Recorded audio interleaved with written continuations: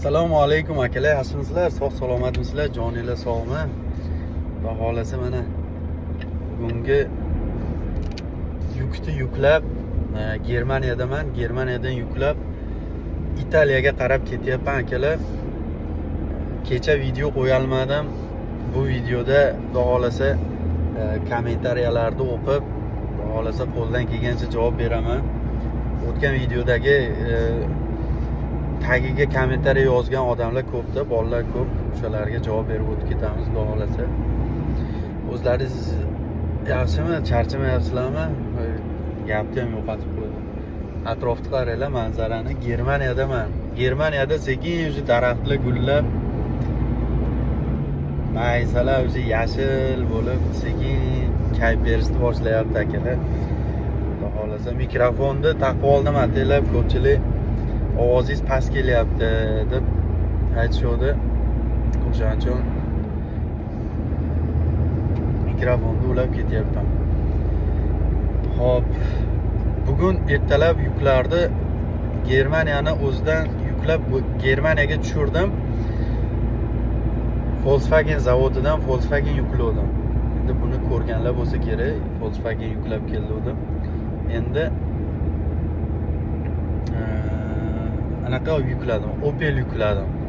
Shu Germaniyadan Opel yuklab, voy manzarani qaranglar, manzarani. Ajoyibligini qaranglar.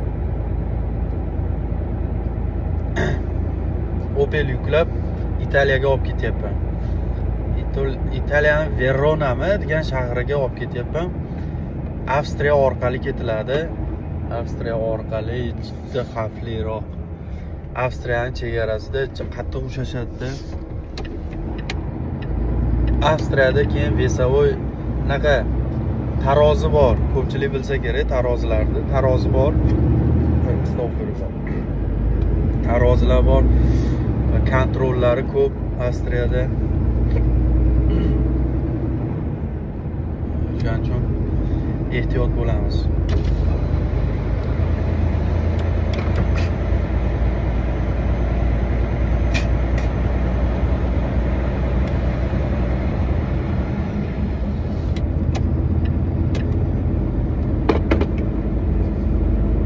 Germaniyada yurish ham yaxshi, vaqtda ham Germaniyada ham kontrollar ko'p akalar. Kontrol vaqtda ham ko'p kuchaygan. Va bitta oynani artib olaylik. Juda xira ko'rsatyapti. Oynani yengil artib olamiz. Hoppa.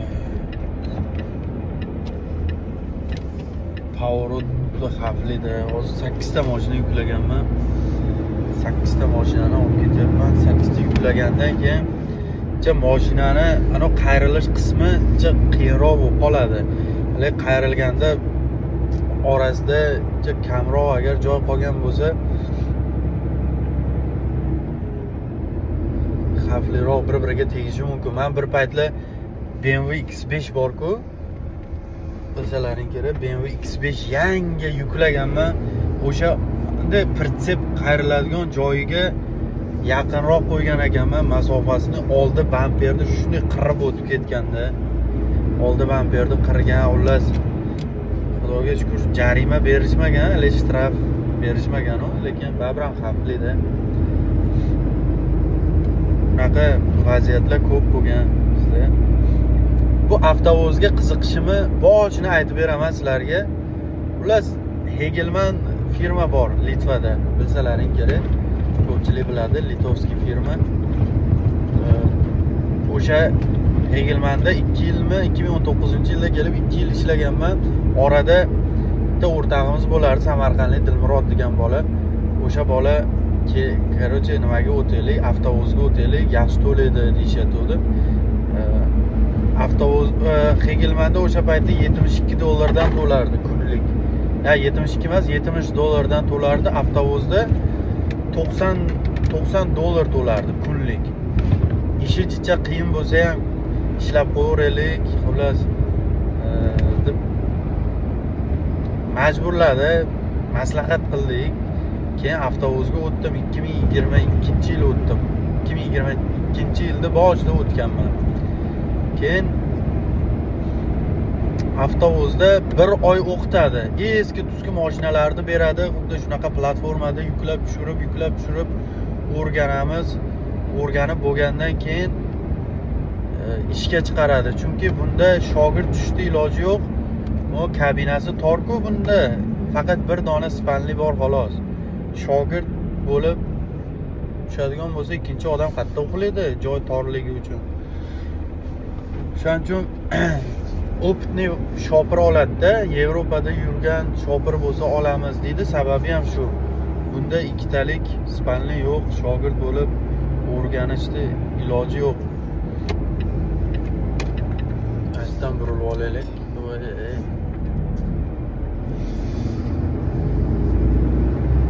Shogird iloji yo'q. Tayyor shopir qilib keyin ishga chiqarib yuboradi. Kelib bir oy o'qib ishga chiqib bordik. Ishonasizlarmi, shu ishni boshlanishiga baqirib gapirishimni qaranglarda, mikrofon bor u kameraga gapiryapman deb o'ylayapman. Xullas, ishni boshlanishiga 1 oy, 2 oyning ichida bilmadim bir 10-15 ta mashinani urganmiz. Bittasini hali mexanikasiga tushunmasdan baland past qilib hali mashinalarni bir-biriga taklaydi. Bu narsani tushunmasdan mashinani orqa laboyini urganmiz. Oldi laboy mashinalar bittasi ikkinchi etajdan tushib ketgan. Eshigi sinib qolgan. Ular roza mana shunaqa xatolar ko'p bo'lgan birinchi, ikkinchi oyda. Keyin sekin-sekin o'rganib ketib, hushyor bo'lib, biz endi hali tentda ishlab yuraverib, tentda mas'uliyat yo'q-da. Tentda ochib yopsa bo'ldi orqani. Yoki yonini ochgin dedi, yonini ham ochib yopish oson-ku. Ochib yopib yuraverganmiz, mas'uliyat yo'q. Beparvo bo'lib rosa ko'p mashinalarni urganmiz-da akalar. Keyin sekin o'rganib ketganmiz. 2 oyning ichida yaxshi shopir bo'lib ketdik, o'sha avtobusda ishlaydigan. Ungacha nechta mashinalarni, bechoralarni hali dabdalasini chiqarganmiz-da. Yarim kamerasini to'g'rilab qo'yib, qiyshiqroq bo'lib qolibdi shekilli.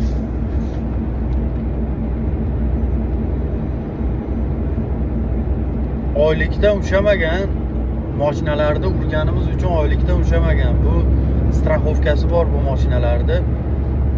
Straxovoy hozir oti bir narsa edi, F bilan boshlanadi. Nima edi ekan oti? Faraymi bir xullas bitta straxovoy kompaniya bor. O'sha kompaniya o'zi to'laydi. Urilgan mashinalarda strafovkasi borligi uchun qayta urib qo'ysak, nimadir bo'lib qolsa, o'sha kompaniya, o'sha strafovay kompaniya to'laydi. O'shaning uchun avtobusda ishlashga ko'pchilik qo'rqadi-yu. Xullas mashinani urib qo'ysam nima bo'ladi, qanaqa bo'ladi deb ko'pchilik hayiqadi, qo'rqadi. Buni qo'rqmasdan ishlaverish kerak. Odam qilgan ishni odam qiladi.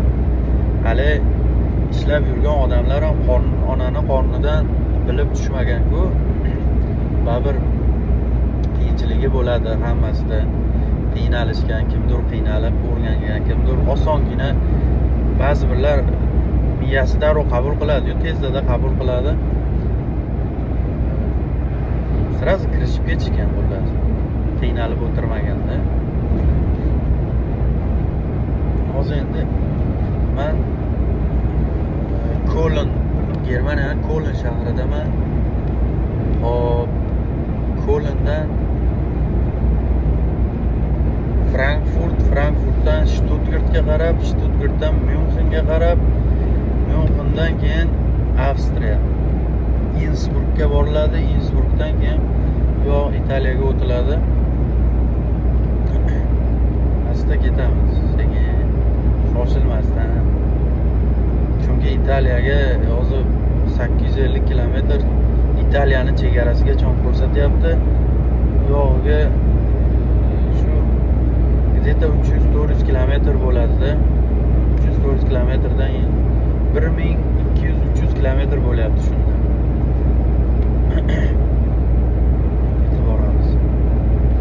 Yevropaga o'qitim yo'q, rus tilini bilaman deydigan bolalar ham bor. O'qitim yo'q deydi. Menda ham bir paytlar o'qitim bo'lmaganda, rostdan O'zbekistonda ham furalar ko'payib ketgan, birortasiga shogird tushib o'rgansa bo'ladi. Bu jali qiyin ish emas-ku. Akalar, o'rgansa bo'ladigan ish. Qiynalib o'tirmaysizlar.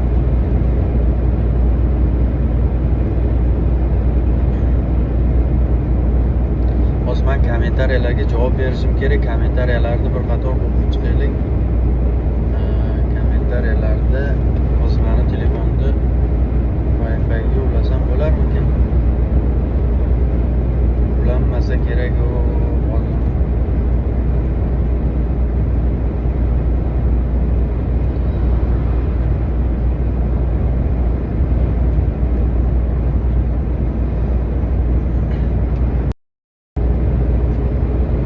Kommentariyaga ham kirib oldi akalar, hozir bitta o'qiymiz. Salom akajon, PUBG deb yozgan va PUBG. Assalomu alaykum. Reklamasi tinmasdan chiqyapti bunda. Assalomu alaykum akajon, yaxshimisiz? Og'a, viza olishga biron ishonchli odam bormi? Yevropaga oldindan rahmat javobingiz uchun. Yevropaga borishga ishonchli odam bor. Agar Instagramga kirsangiz, o'sha Imperator Uz degan, men bugun ertalab o'sha ishonchli odamni telefon nomerlarini qoldirib qo'ydim. Farg'onada, agar Farg'ona uzoqlik qilmasa, Farg'onada ofisi bor, ofisiga kelib o'sha Doniyor degan bola Yevropaga jo'natadi. Nomerni qoldirib qo'ydim. Boburjon, salom, ishlarga omad. Men Namangandan 1991-yilman.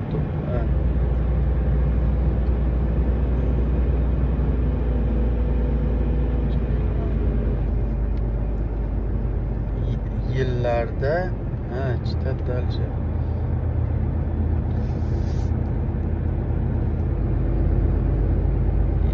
Voy, sal qoldi ya kirib ketishimga. SMS o'qiyman deb.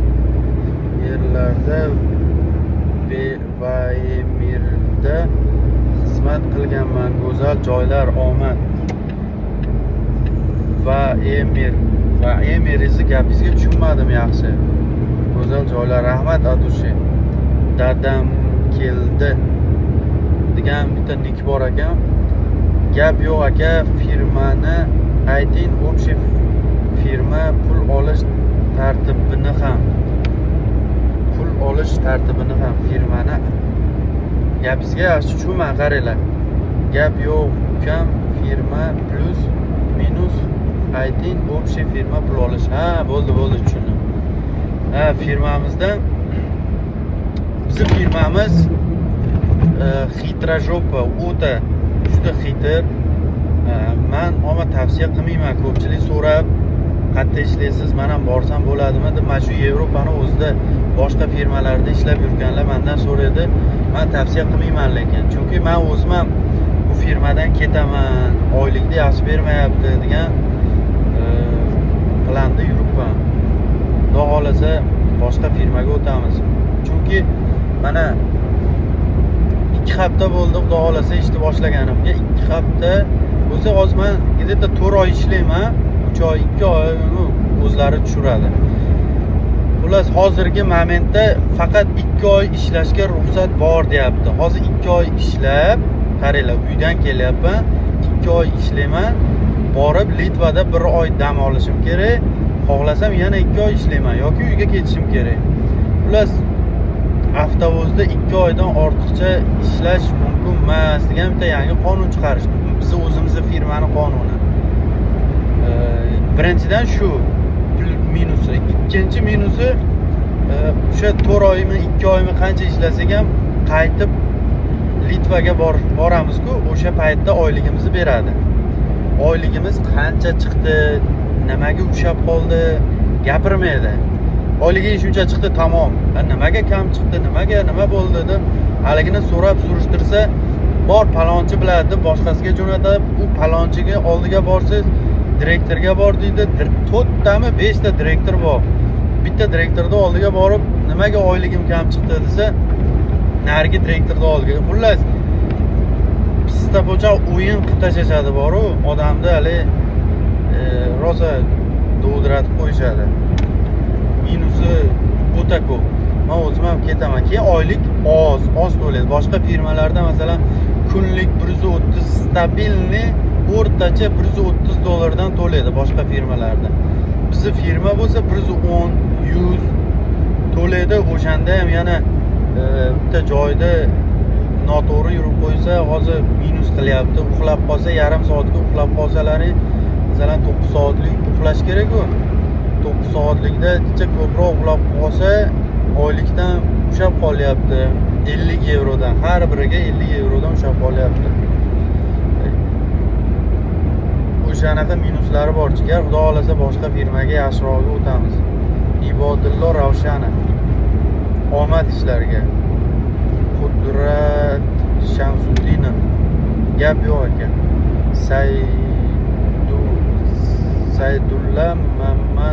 Saydulla Amanov. Malades, biz oilaviy kuzatamiz. Zo'r futbol qo'pollashmasin deb xavotirdaman. Rahmat Jigar, joningiz sog' bo'lsin. Oilaviy ko'rayotganlar bo'lsa, assalomu alaykum hammaga. Akalar, xudo xolasa biz unaqa darajada qo'pollashmaymiz. Men oldin hali onangni balon qilib, pismadon qilib degan gaplar ko'p bo'lardi. Bu narsa o'ta gunoh kabiralardan bittasida. Bu hattoki munofiqlikda bir belgisi ham bo'ladi. Munofiqda 4 ta belgisi bor. Yolg'on gapirish, va'da berib va'dasida turmaslik, so'kinish ham munofiqlikda bir turiga kiradi. O'shaning uchun qo'ldan kelgancha so'kinmaymiz, lekin bitta narsani farqiga boringlar akalar. Mana masalan, va haromi deymiz-ku, men shunaqa deyman. Va onasini yemsan, va haromi desam, bu значит, onangni balon qilib, pismadon qilib emas-ku, oddiy masalan, va ani haromini chiroyliligini qaranglar, va onasini yemsan, bu o'zbek xalqi ayollu yo shu qari gapirib yuradigan so'zda bu. Men bu narsani so'kish deb bilmayman.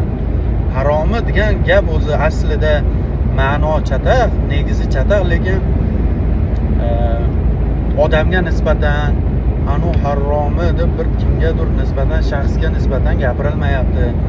Haligi gapimiz qizzaroq chiqsin, bu hali o'zbekda odatiy bo'lib ketgan oddiy so'zlar deb bilaman-da. O'shaning uchun shu gaplarni qo'shaman. Buni men Instagramda ham ko'pchilik yozadi, so'kinyapsiz deydi. Endi haromi odamga nisbatan, bitta shaxsga nisbatan gapirilsa, sen haromsan, balonsan, pismadonsan desa, so'kinishga kiradi. Lekin so'z bilan so'zning farqi bor. Ilhomjon Madrahimov. To'g'ri, musofirchilik oson emas. Endi hammasi orqada qolibdi. Gazini boz jiyan. Andijondan salom. Va alaykum assalom, Andijonga ham salom. Azimbekov. Assalomu alaykum imperator. Men shunaqa manfaatli videolar chiqarsangiz zo'r boradiganlar uchun imtihon bo'ladi. Ishingizga omad. Sizni Nukusdan kuzatamiz. Rahmat Azimboyev. Boradiganlar uchun imtihon bo'ladi. Ha, rahmat. O'sha keladiganlar bir nimadir olsin degan maqsadda bizdan foydali iloji bo'lsa, shu savollarda o'zlaringga qiziqtirgan savollar bo'lsa, savollar beringlar. Farqi yo'q, Yevropa bo'yichami yo Yevropaga qanaqa kelish bo'yicha nima qanaqa savol qiziqtirayotgan bo'lsa, o'sha savolda aniq qilib chiroyli yozib beringlar.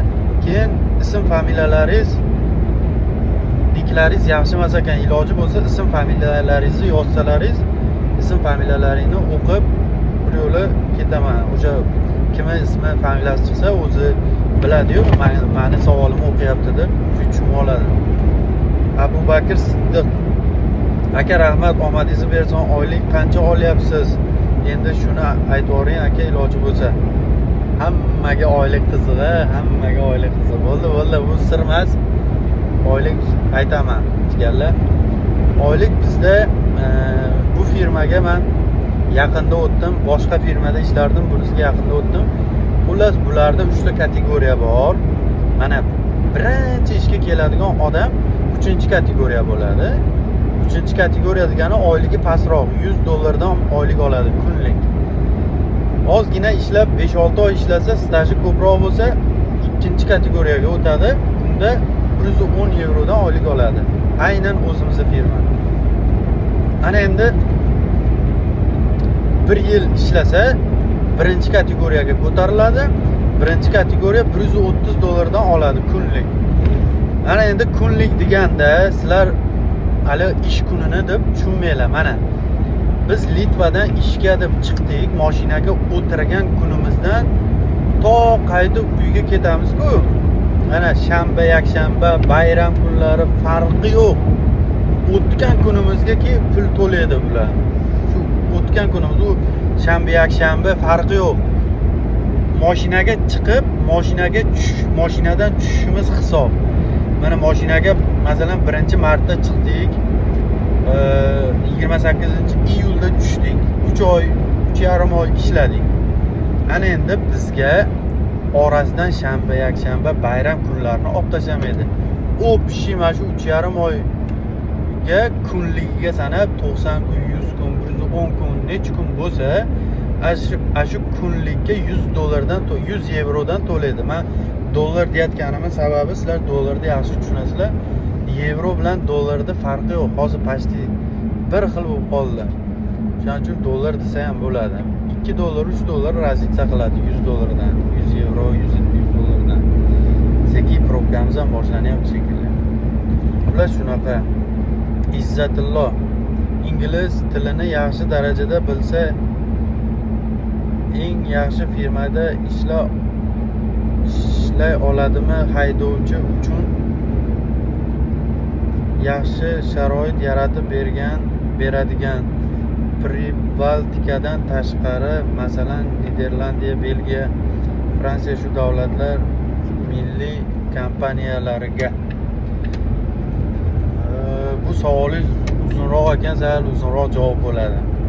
Izzatilla jigar, Pribaltika siz uje tushundingiz shekilli.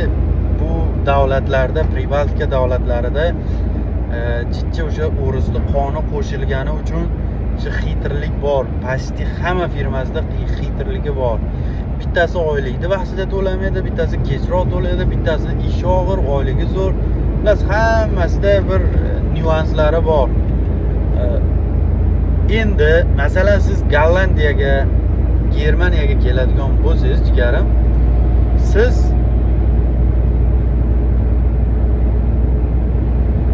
aytaymi nima qilasiz? Yevropani pravasini olishingiz kerak. O'zbekistonning pravasi shu Pribaltikaga o'tadi, lekin boshqa davlatga o'tmaydi. Germaniya, Niderlandiya, Fransiya boshqa davlatlarga siz borib o'zini vizasi va o'zini pravasini olishingiz kerak. Keyin agar ingliz tilini bilsangiz, xuddi shu aytganingizdek ishlasa bo'ladi. Ishlab kelayotgan o'zbeklar kam emas, ko'p. Ishlayotgan bolalar ko'p. Yoki kamida litovskiy, xullas, общий Евросоюзda litovskiy, latviyskiy, germanskiy, niderlandskiy farqi yo'q. Любой davlatni pravasini olsangiz qo'lingizga, bu любой davlatga o'tadi.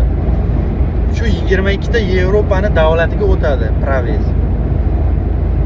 O'sha Yevropani любой bittasini pravasini olsangiz. O'zbekistonning pravasi faqat Litva, Latviya, Estoniya, Polshaga o'tadi.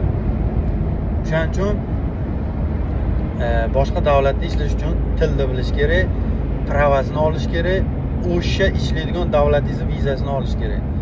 Eng zo'r davlatlardan men sanab beraman sizlarga. Germaniya zo'r oylik to'laydi, sharoiti zo'r.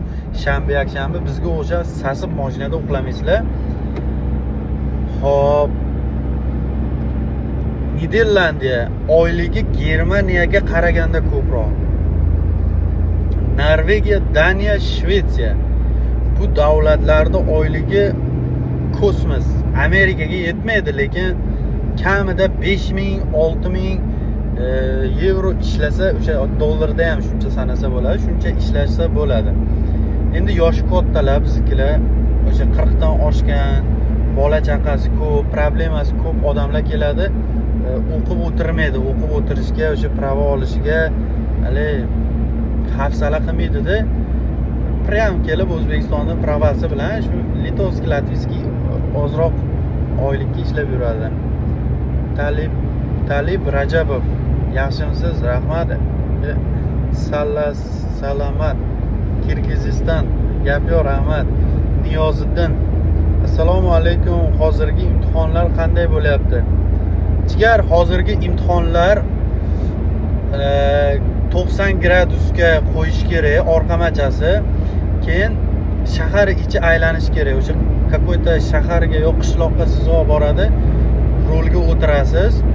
Yoningizda o'sha ekzamen oladigan bola o'tiradi. Shaharda qonun qoidaga amal qilgan holda peshxodlarga bizga o'zbeklar to'xtamaydi-yu. Peshxodlarga to'xtab, svetoforlarga to'xtab, keyin yama bo'ladi. Yamadan olib qochish, daraxtlar bo'ladi. 4 metr baland fura. Daraxtlardan olib qochish kerak. Xo'p. Chuqurlarga tushish o'sha polностью sizni analiz qiladi-da. Siz 100% o'tish shart emas. Какой-то bitta ikkita oddiyroq ошибка qilsangiz kechiradi. Lekin agar svetoforni qizilida o'tib ketsangiz, peshxodga yo'l bermasangiz yoki bir avariyaviy situatsiya hosil qilsangiz, avariyaviy situatsiyaga olib keladigan bo'lsangiz, sizni ishga olmaydi. Ana endi furaga 90 gradusga qo'yish kerak. O'sha narsaga siz qo'ya olmayapsiz. U aytgandaqa mukammal qo'yib bermasangiz ham ishga oladi. O'zi fura mingan odam sirazi bilinadi. Sirazi u vidni что rolga o'tirganda pateriya bo'lib qolmaydi. Furada yurgan odam sirazi bilinadi. O'shaning uchun ekzamen unchalik qiyin emas. Son SOON O'zbekistonda kod 95 chip kartasi ADR sertifikat Yevropaga o'tadimi yoki ularga Yevropaga borib o'qish kerakmi? Jigar, O'zbekistonda men ham yaqinda O'zbekistonga bordim. Shunaqa yangilik chiqibdi. O'zbekiston kod 95 sertifikatlari bor deb hamma yoqqa jar solib yotishibdi. O'zbekistonda provezdan boshqa hech narsa Yevropaga o'tmaydi. Oldinlari chip karta o'tayotdi. O'zbekistonda chip kartasi bilan ishlasa bo'layotdi. Hozir hattoki chip kartani ham atmang qildi. Kod 95 da atmang, u boshidan yo'q narsa. O'zbekistonda sertifikati unaqa hech narsasi o'tmaydi. Hammasini Yevropaga kelib olish kerak. Yoki o'qib olish kerak, oldindan zakaz qilsangiz bo'ladi. Shu ba'zi anaqa konsaltinglar bor. Menga kod 95 zakaz qilib qo'y Yevropadan siz pulini to'laysiz. Zakaz qilib qo'yadi, 10-15 kunda tayyor qilib beradi. Kelib o'qib o'tirish shart emas bir oy. Saydulla Amanov. Savol bor. Salarkani o'g'irladi dedingiz. Signalizatsiya chiqib qo'ysa bo'lmaydimi yoki yoki katta qulf qo'ysa bo'lmaydimi? Surxondan salom.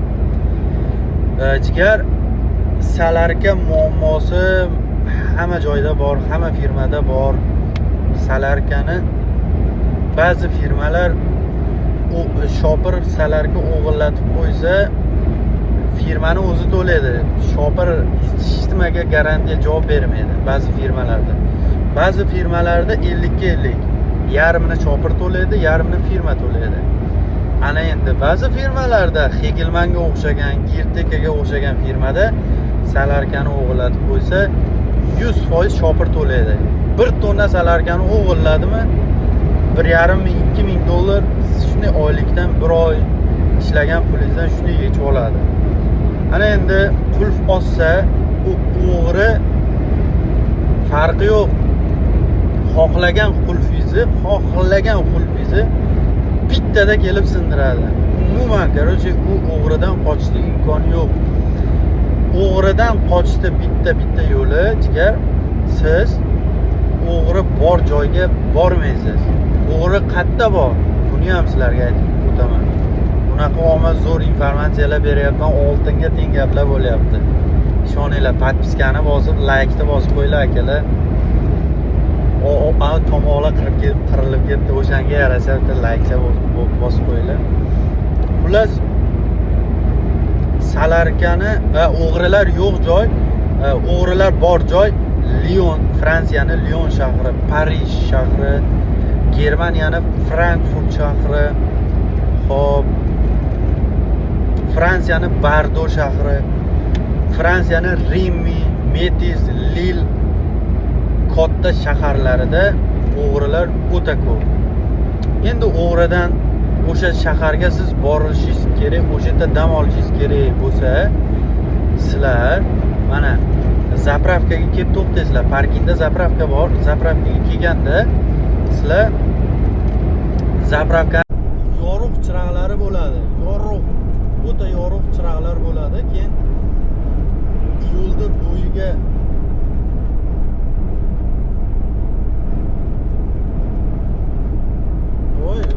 telefonimiz qisib ketibdi.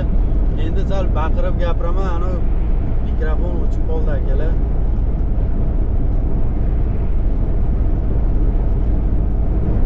Xullas, yo videoni to'xtataylik, keyingi joyida men sizlarga aytaman, hozir mikrofonsiz ovoz zo'r chiqmaydi akalar. O'zlaringiz ehtiyot qilinglar. Like bosib qo'yinglar.